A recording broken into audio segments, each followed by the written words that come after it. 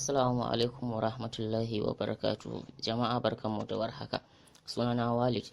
Ina godiya ga waɗanda suka amsa gayyata na wato suka min subscribe a wannan channel nawa mai albarka. Allah ya saka da alkhairi, Allah ya biya ku da gidan aljanna Firdaus. Na zo ne domin na yi muku bayani a takaice akan wannan channel. Da farko dai na buɗe wannan channel ne ba don na kuntata wani ko cin zarafin wani ba. Na buɗe ne domin na faɗakar, na nishaɗantar kuma na tunatar da mu insha Allah. Ina roƙo a gare ku don Allah ku min subscribe sannan ku danna alamar ƙararrawa domin samun sabbin shirye-shirye na idan na ɗaura. Kuma idan na ɗaura bidiyo wanda na yi ba daidai ba ko na ɓata wa wani rai, to don Allah ku sanar da ni domin gyara.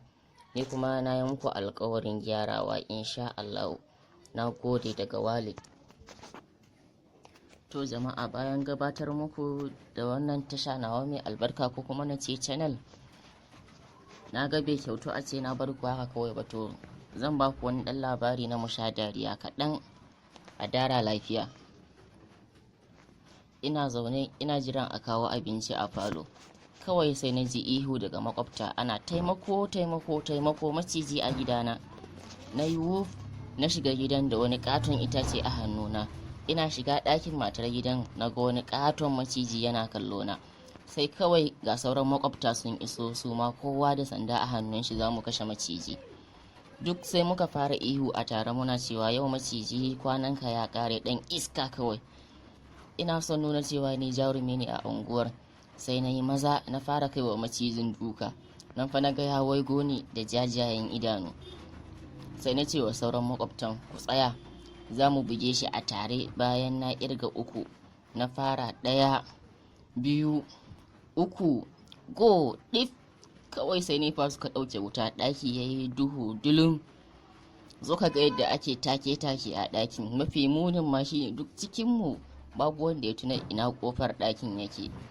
Dan da sauran makwabtan, zo ka ga yadda ake take-take a ɗakin. Mafi munin ma shine duk cikinmu babu wanda ya tuna ina kofar ɗakin yake. Da ni da sauran makwabtan duk muna tsalle ba kama kafar yaro, masu rawar rage saboda ba mu san ko macijin yana kusa da mu ba.